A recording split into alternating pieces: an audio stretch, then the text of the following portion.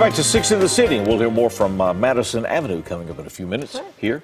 We're glad to welcome Velma Wilson to the program. She has a brand new book out called What's in the Water. It's a story about her mother and her family and all. It's available at Walgreens South in the city. She's going to be doing a book signing this coming Saturday. As we do the show live on Tuesday, it'll be this coming Saturday, February the 11th, from 11 until noon at the library. And if you miss that opportunity, you also have a website now. Yes, I do. It's VelmaBensonWilson.co. Okay. Just launched on Sunday. Okay, so it's Velma Benson Wilson.co. C-O. Okay, all right. So that's the brand new website. You can get information on the book. Well, when we were talking about this book, of course, Fuller said that she could imagine 17 children. She got 2 cats and a husband. That's more than she can handle. You know, and so it's a pretty amazing story. Your mother was born when? She was born in 1931. And she passed away in? She's been dead 23 years. 23. She died October in 1988. And she was 57 years old. When 57 years old. Well, so why did you decide to write this, and what prompted you to tell her story? Well, I think I was sort of divinely inspired to do it, and it's just an amazing story because of her life, how she started out. Her childhood was pretty difficult. Okay. And I think she was... What made it difficult? Well, she was born to a retarded mother. I know the correct term is special needs. Okay. And she didn't know her father. Okay. And she was raised pretty much by an abusive uncle, and just had a very difficult life. And she was born in Mississippi, Delta, She was born in Mississippi in the Delta. Okay. And most of the book take place in the 1950s and 60s in those eras. Okay. So why did you key on that aspect of her life then?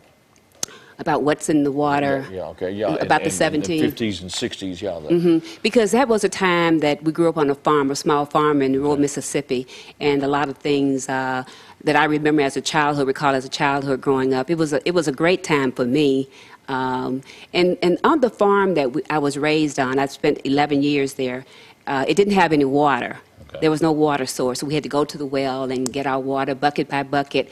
And when we got a wagon for Christmas later on, we used to take the wagon and bring the water back to our farm. Okay. So it was difficult to get water. Water was kind of precious to us, so that's why I kind of stuck with that title, What's in the Water. What's in the Water. Okay.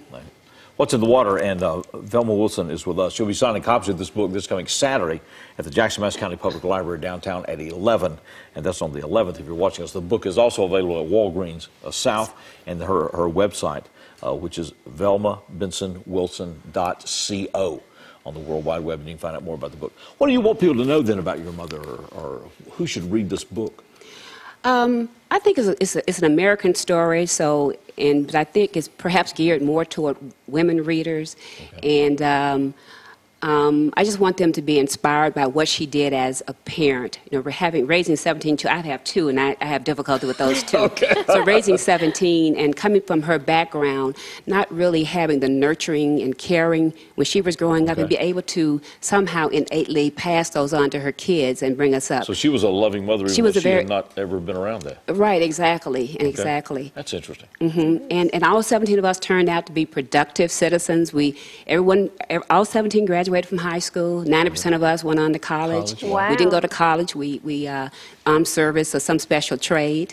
So it's just remarkable when you look at today and some of the statistics with our young people, what she was able to do. So I just want to share this story with everyone who want to read it, because I think it's remarkable what she did. Especially during the time that it was, 50s and 60s. Exactly. So if she could do that, then we ought to be able to make it today. So I think it should inspire, should motivate people. It's when you go back to that, if you go back to Mississippi and you look at that, I mean, I would think it'd just be hard to revisit